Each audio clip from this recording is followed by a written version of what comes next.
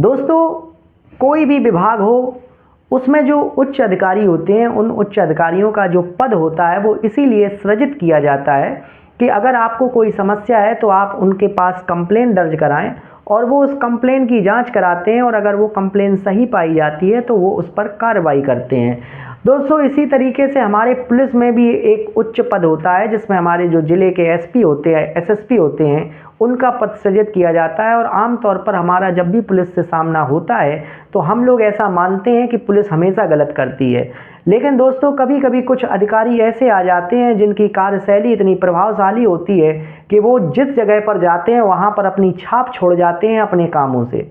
तो ऐसे ही आज की एक कहानी है पटना की। और पटना में एक परिवार रहता था, जो परिवार थोड़ा सा गरीब था और अपना जो है सब्जी अब्जी लगा करके धन आर्जन कर रहा था। उसके परिवार में एक बेटा था और एक बेटी थी। दोस्तों, धीरे धीरे बेटी बड़ी होती है और बेटी बड़ी होती है तो वो ये सोचती है कि हम भी अपने माता पिता के कुछ सहयोग करें, कुछ काम करें जिससे हमारे घर की जो आर्थिक स्थिति है वो थोड़ा सा सही हो जाए और मेरे घर वाले भी अच्छे से रहने लगें। तो इस उम्मीद में वो काम पता करती है। तो वो ये देखती है कि पास में ही, उसके घर के पास में एक महाविद्यालय है, एक कॉलेज है और उस कॉलेज में साइकिल का स्टैंड है और साइकिल का जो स्टैंड है उस स्टैंड में एक जगह खाली है। उस जगह खाली में वो कहती है कि साहब मुझे रख लीजिए और मुझे पैसों की ज़रूरत है। तो साइकिल स्टैंड वाला कहता है कि ठीक है, अगर आप चाहो तो यहाँ पर भी जगह खाली है और अगर आप चाहो तो पास में ही एक मॉल है, वहाँ पर भी जगह खाली है, वहाँ पर आपको अच्छे खासे पैसे मिल जाएंगे क्योंकि वहाँ काम ज़्यादा है और काम ज़्यादा होने की वजह से वहाँ तुम्हें पैसे भी अच्छे मिल जाएंगे, यहाँ पर तुम्हें पैसे कम मिलेंगे। तो वो कहती है कि ठीक है, आप हमारी मॉल के पास ड्यूटी लगवा दीजिए। दोस्तों, उसको जॉब मिल जाती है। उसका काम था कि कोई भी साइकिल या वाहन या कोई भी पार्किंग के लिए साइकिल वगैरह आती है तो उसको वो लगवा दे और उसकी पर्ची काट करके उसका पैसा वसूल कर ले। और दोस्तों, उसके जो पिताजी थे वो सब्जी का ठेला लगाते थे, उसका भाई था वो पढ़ रहा था और बड़े आराम से जीवन यापन हो रहा था। अचानक एक दिन एक घटना घटती है। एक व्यक्ति आता है और आकर के उस अपनी गाड़ी को पार्क कर देता है और पार्क करने के बाद वो उससे पैसे मांगती है तो वो पैसे देने से इनकार कर देता है कि मैं पैसे नहीं दूंगा और तुम मुझे जानते नहीं हो, तुम्हारी हिम्मत कैसे हुई मुझसे पैसे लेने की। तो वो कहती है कि भाई साहब, आपने एक तो गाड़ी सड़क पर खड़ी कर दी है और सड़क पर आप गाड़ी नहीं खड़ी कर सकते। अगर आपको मॉल में जाना है तो आप कृपया करके इस पार्किंग में गाड़ी लगा दें, इसका चार्ज दे दें और इसके बाद आप आराम से पार्क के अंदर जाएं और अपना काम करके वापस आएं। वो कहता है कि तुम हमको ज्ञान सिखाओगे तो अच्छा नहीं होगा। वो कहती है कि नहीं साहब, मैं अपना काम कर रही हूँ और मुझे आप अपना काम करने दीजिए, आप इस तरीके की बातचीत मत करिए। दोस्तों, वो जो लड़का था किसी व्यक्ति को फ़ोन करता है और फ़ोन करने के बाद कहता है कि मेरी गाड़ी पार्किंग यहाँ रोड पर खड़ी है और एक लड़की है यहाँ पर, वो इस तरीके से मुझसे बातचीत कर रही है और इसको पता नहीं है मैं कौन हूँ और आओ तुम ज़रा इसको देखो आकर के। दोस्तों, उसने जिस व्यक्ति को फ़ोन लगाया था वो एक दरोगा था जो पास के ही थाने में इंचार्ज था। वो कहता है कि ठीक है, अगर ऐसी बात है तो मैं वहाँ पर पहुँचता हूँ। दोस्तों, दरोगा आता है, लड़की से कहता है कि तुम जानती नहीं हो, ये यहाँ के नेताजी के बेटे हैं और तुम इनसे इस तरीके की बातचीत कर रही हो, तुम जानती हो तुम्हें जेल भेजा जा सकता है। तो उसने कहा कि साहब, मैं तो अपना काम कर रही थी और मेरा जो काम है मैं उसे करने के लिए कह रही थी, मैंने इनसे कोई अशब्द बात नहीं की, मैंने उनसे कोई ऐसी टिप्पणी नहीं की जो हमारे इनके मान सम्मान को ठेस पहुँचाए और मेरा जो काम है वो मैं कर रही हूँ और इनको गाड़ी पार्क करनी पड़ेगी और करने के बाद इनको पैसे देने पड़ेंगे। दोस्तों, दरोगा गुस्सा जाता है कि अरे तुम्हारी इतनी हिम्मत कि तुम हमको कानून सिखाओगे। तो दोस्तों, दरोगा कहता ये है कि तुम एक काम करो, पुलिस का काम है कि रस्सी को सांप बना देना। ये बात सभी पर लागू नहीं होती है, लेकिन अधिकतर मामलों में ये बात लागू होती है। पुलिस वाला कहता है कि अभी हम तुमको सबक सिखाते हैं। दोस्तों, वो उस लड़के की गाड़ी में पीछे के शीशे को तोड़ देता है और पीछे के शीशे को तोड़ करके कहता है कि ये जो लड़की थी ये इस गाड़ी में से गहने चुरा रही थी और मैंने इसको गहने चुराते हुए अरेस्ट कर लिया, और ऐसा कह करके वो उसे थाने में ले जाता है। दोस्तों, अब लड़की कहती है कि मैंने तो ऐसा कुछ किया ही नहीं साहब, आप गलत कर रहे हो और ये आपके लिए ठीक नहीं होगा। वो कहता है अब चलो, अब मैं तुम्हें बताता हूँ क्या ठीक होगा और क्या ठीक नहीं होगा। दोस्तों, इसके बाद उसके घर में फ़ोन किया जाता है कि आपकी जो लड़की है वो फलानी जगह से, मॉल के पास से जो पार्किंग थी उसमें से गाड़ी का शीशा तोड़ करके गहने निकालते हुए पकड़ी गई है और ये यहाँ पर कोतवाली में आई हुई है, थाने में आई हुई है। तो आप इसको जो है इसकी ज़मानत कराइए, इसको जेल भेजा जाएगा। दोस्तों उसके पिता और भाई दौड़ करके आता है और आकर के कहता है कि साहब मेरी जो बहन है वो इस तरीके का काम नहीं करेगी। अपनी बहन से पूछता है कि आखिरकार क्या हुआ था। दोस्तों उसकी बहन उसको सारी बातें बता देती है कि ऐसी ऐसी बात थी, इस वजह से इन्होंने मुझे पकड़ करके लाए हैं। दोस्तों तभी वहाँ के जो एसपी थे उन्होंने ये कहा हुआ था कि अगर किसी भी जनता को कोई भी दिक्कत है और कोई भी पुलिस वाला यदि नहीं सुन रहा है या कोई भी गलत काम कर रहा है तो आप हमारे इस नंबर पर डायरेक्ट हमें फ़ोन कर सकते हैं। तो दोस्तों उसके भाई ने उससे दरोगा से बात करने की कोशिश की कि साहब मेरी गलती नहीं है, ये है।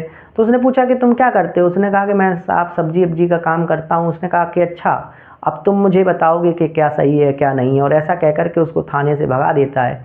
वो बेचारे गरीब लोग आकर के जो है बाहर आके बैठ जाते हैं, लेकिन उन्हें याद आ जाता है कि यहाँ के जो एसपी साहब हैं वो बहुत अच्छे हैं। दोस्तों वो उनको फ़ोन करता है और फ़ोन करने के बाद कहता है कि आप एसपी साहब बोल रहे हैं? वो कहते हैं कि जी मैं एसपी साहब बोल रहा हूँ। तो वो कहते हैं कि अच्छा साहब, और ऐसा कह कर के उसका भाई रोने लगता है। वो कहते हैं कि आप रोइए मत, आप बताइए, अगर आप बताएंगे नहीं तो फिर मैं आपकी मदद कैसे कर पाऊँगा। वो कहते हैं कि साहब ऐसी ऐसी बात हो गई है और इस तरीके से दरोगा जी हैं, उन्होंने हमको गलत तरीके से फंसा दिया है, और फंसा देने के बाद अब ये मेरी सुन भी नहीं रहे हैं। तो वो कहते हैं कि ठीक है हम इसकी जांच कराते हैं, अगर ये इसमें सत्यता पाई जाएगी तो मैं आपका काम ज़रूर करूँगा। दोस्तों वो यहाँ के इंचार्ज को फ़ोन लगाते हैं और फ़ोन लगा करके कहते हैं कि तुम्हारे थाने में इस तरीके की घटना हुई है। तो वो कहता है कि साहब हाँ हुई है। तो कहते हैं कि ये इस तरीके का मामला है और मैं वहाँ पर थोड़ी ही देर में पहुँच रहा हूँ। वो कहते हैं कि ठीक है साहब, अगर ऐसी है तो मैं भी आपके साथ में हूँ, मैं भी उस दरोगा पर कार्रवाई करूँगा, इस केस की जाँच करूँगा। दोस्तों एसपी साहब के मन में पता नहीं क्या आता है, वो तुरंत आ जाते हैं और आकर के सबसे पहले उसके पिता और भाई से मिलते हैं, और भाई से मिलने के बाद अपना भेष बदलते हैं, और भेष बदलने के बाद कहते हैं कि ऐसे हमें समझ में नहीं आएगा, पहले मुझे इसकी पूरी जानकारी लेने दो। और एक साधारण सा भेष बनाते हैं, शर्ट पहनते हैं और तौलिया जो गमछा होता है वो लगाते हैं, और और मास्क लगाते हैं चेहरे पर, और एक साधारण व्यक्ति की तरह थाने के अंदर प्रवेश करते हैं। थाने के अंदर जैसे ही प्रवेश करते हैं तो वहाँ का मुंशी होता पूछता है कि भाई क्या बात है, क्यों अंदर घुसे चले जा रहे हो? तो वो कहते हैं कि साहब ये जो लड़की पकड़ी है मैं इसका चाचा हूँ, और इस सिलसिले में मुझे दरोगा जी से बातचीत करनी है, तो इसीलिए मैं जा रहा हूँ। ऐसा कह कर के जो वो मुंशी था उसे एसपी साहब को जाने देता है, और एसपी साहब जा कर के दरोगा जी के सामने खड़े हो जाते हैं। कहते हैं कि साहब मैं उसका चाचा हूँ, और क्या आप बता सकते हैं कि आपने इस लड़की को किस जुर्म में अरेस्ट किया है? तो बताता है कि भैया ये तो गहने चुराते हुए पकड़ी गई है, और इसलिए मैं इसको पकड़ करके यहाँ पर लाया हूँ। तो वो पूछते हैं कि आप जब इनको पकड़ करके लाए थे तो क्या आपके साथ महिला पुलिस थी? तो वो कहते हैं कि कौन हो तुम पूछने वाले? वो कहते हैं कि रात का 8 बज रहा है और तुम इस महिला को हवालात में बंद नहीं कर सकते हो। ये नियम है कि अगर किसी महिला पर कोई अपराध पाया जाता है तो उसको सूर्यास्त के बाद गिरफ्तार नहीं किया जा सकता है, उससे अगले दिन पूछताछ करी जा सकती है। तो वो कहता है कि ये सब कानून तुम मुझे मत बताओ, अब सब्जी वाले मुझे बताएंगे कि क्या कानून है और क्या नहीं है। और ऐसा कह करके उस एसपी साहब को हड़काने लगता है। एसपी साहब और भी उससे बहुत तरीके के सवाल करते हैं, तो वो गुस्से में खड़ा होता है और खड़े होकर के एसपी साहब को मारने का प्रयास करता है।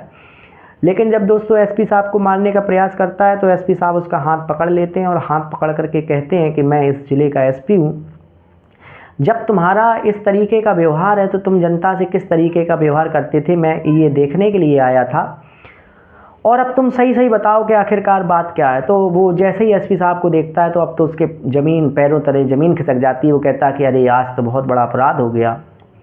तो दोस्तों इसके बाद वो बताता है कि साहब मुझसे बहुत गलती हो गई, और नेताजी के लड़के का दबाव था, इस वजह से साहब मुझे ये करना पड़ा, और साहब प्लीज़ मुझे माफ़ कर दीजिए, मेरा कोई व्यक्तिगत मामला नहीं है, नेताजी के कहने पर मैंने ऐसा कर दिया। तो दोस्तों वो कहते हैं कि तुम किसी के कहने पर ऐसा करोगे, तुम्हें ये वर्दी किसी नेता या किसी मंत्री ने नहीं बल्कि तुमने अपनी काबिलियत पर पाई है, और जब तुमने ये वर्दी पहनी थी तो तुमने ये कसम खाई थी कि इस वर्दी की मैं सम्मान रखूँगा, इज्जत रखूँगा, और आज तुमने उस वर्दी के इज्जत और सम्मान पर एक धब्बा लगा दिया।